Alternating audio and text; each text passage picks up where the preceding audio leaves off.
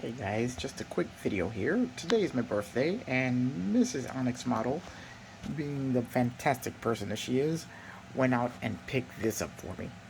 And the reason this is so special is because one of the first model kits I ever built was the 1978 Dodge Monoco Force 440 kit. And this is the closest thing that there is to that kit out here now. This is basically a packaged version of that kit,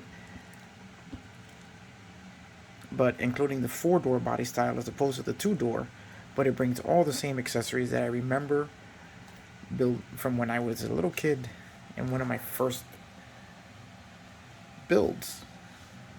I am really psyched about this. I love it. I can go ahead and revisit one of the first kits that I had ever built, even though it's got 2 more doors. She totally blew me away with this. I'm extremely happy.